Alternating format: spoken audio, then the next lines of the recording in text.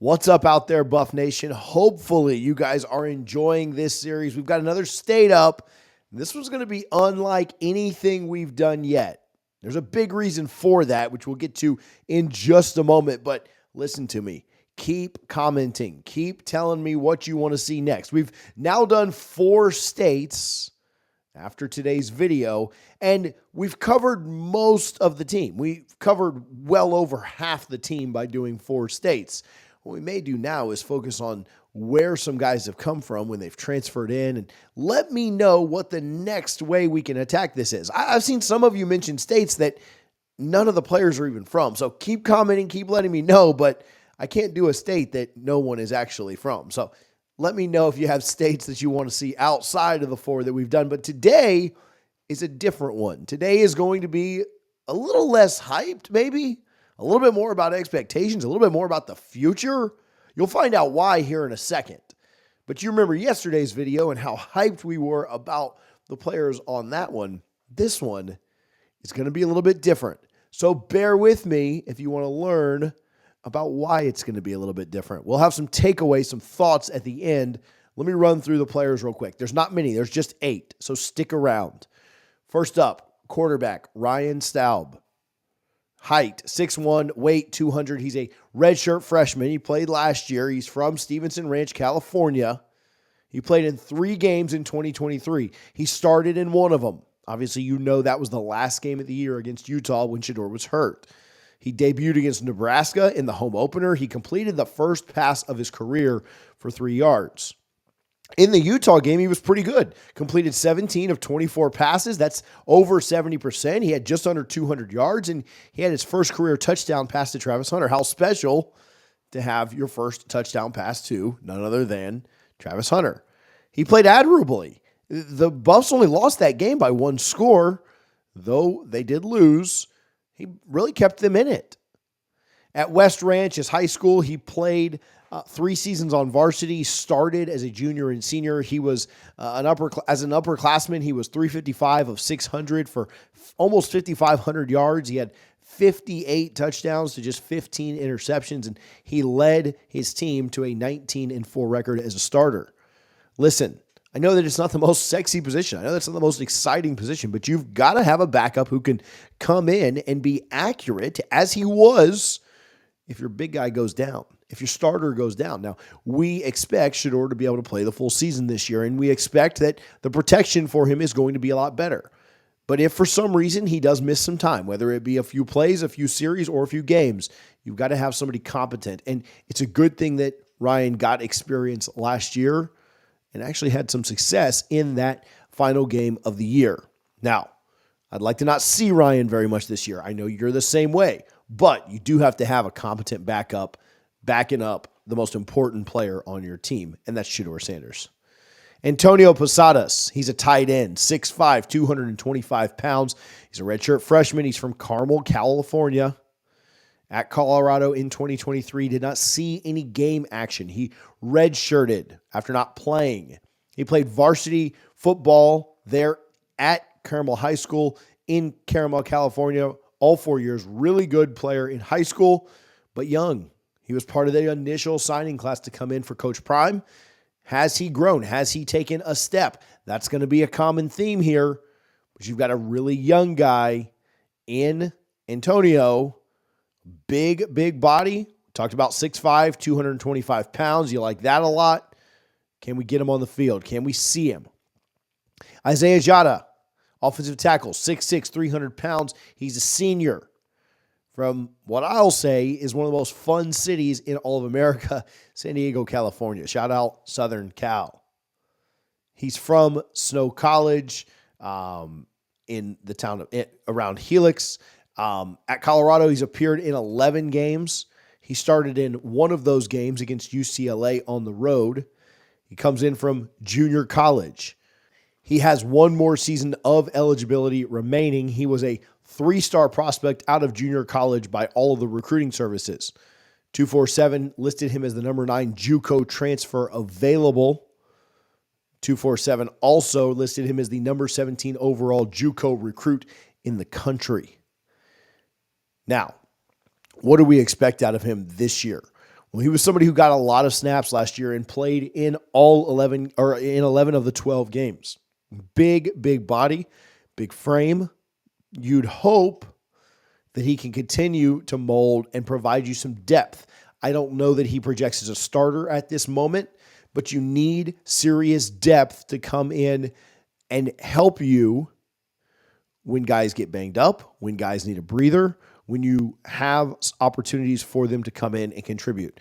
Big-bodied guy, one of the more experienced offensive linemen you have coming back. You didn't bring back all your offensive linemen, but you did bring back this one. And so can he help you in that offensive line game? Can he even elevate somewhat to retain a starting spot? He got to start one game last year. Can he earn that starting job through this spring and fall?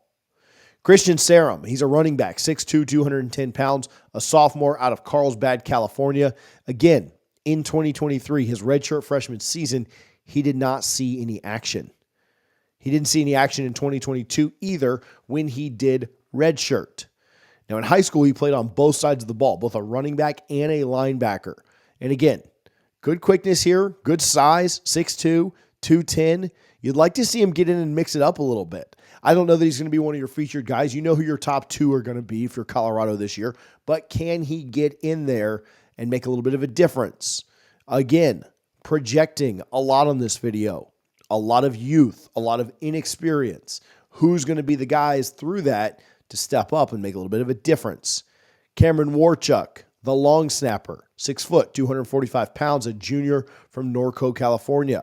He played in all 12 games. He logged every single snap on special teams. He had one unassisted tackle on the season, and he was a vital piece of everything the Buffs did on special teams this year.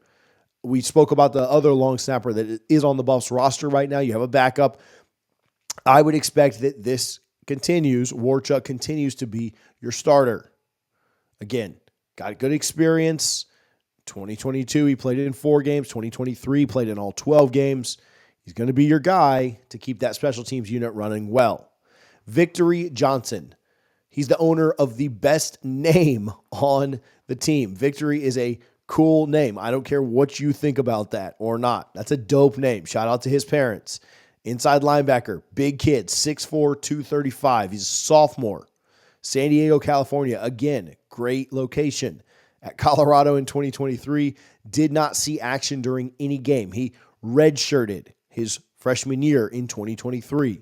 He was a 3-star prospect. He was the number 53 linebacker in the class of 2023. Number 62 player from California. Can he get onto the field? Can he start to get some burn and see some action? I tell you, he's got the frame for it. He's got the size for it that you love at linebacker. Can he get in and mix it up? Jordan Onovue. He's a wide receiver, 6'2", 200 pounds. Again, a redshirt freshman from Santa Ana, California. At Colorado, he played in 4 games last year. He redshirted. He was a 3-star prospect, the number 101 wide receiver in the class, the number 51 player from California. But he played in 4 games last year, did not have any stats, but did make it into a few games, got a little bit of experience. Can he mix it up? Again, 6'2", 200. Not a small guy by any means. He's not going to leap over you, but he's got pretty good size, pretty good possession, pretty good hands. Based on his recruiting statistics, can he get in and mix it up this year for you? Lukas Pace, another tight end, 6'5", 250, a junior from Palo Alto, California. Did not see any action due to a season-ending knee injury last year. 2021, 2022, didn't play, redshirted one of those years. Can he get back fully healthy? He's been in the system, at least Colorado's system, for 3 years now. 1 year with Coach Prime. He did play 3 seasons of varsity football at Palo Alto High School in California. He had 41 receptions and 439 yards, 5 touchdowns in his time there. We've talked about this. Tight end is the position that I would like to see utilized more in Colorado's offense. Tight ends are a matchup nightmare. Tight ends are worrisome for the other team. They can be used as such a great weapon. If you watch the NFL and you see what guys like Kittle and Kelsey and others do, tight ends are an absolute weapon. There's a ton of skill guys. There's good offensive line play now, we think. What can we get out of that tight end position? Okay, That's it for California. Now, I know what you're thinking. TJ, that one wasn't very exciting. A lot of guys that haven't played yet. I know. A lot of young guys, a lot of talent, a lot of potential that's there that we're waiting to see it get tapped into. That said, just because guys haven't played doesn't mean we're not going to focus on them. Doesn't mean that we're not going to shout them out. These are state videos. These are videos that we're telling you who's on the roster from where. And so we're going to show just as much love to those guys as we do to the ones who have seen action. That's what Coach Prime would do. That's what we're going to do. But what does have me excited, not quite like yesterday's video, because you guys know who was in yesterday's video. If you haven't, go back and watch it when we're done. What does have me excited is the potential. Got a lot of really good talent. Can they start to work their way onto the field? Can they start to crack that too deep? Can they start to crack the even end of game situations where you're winning by a lot or you're down, but whatever the situation is, can they get in and make it happen? We're going to keep doing different things like this to get us through the offseason. Make sure that you're subscribed to the channel. Listen, I appreciate you guys for all the support, all the love, all that you guys do in the comments. We have so much fun running this channel with you, and thank you as always for being part of the prime time for college football.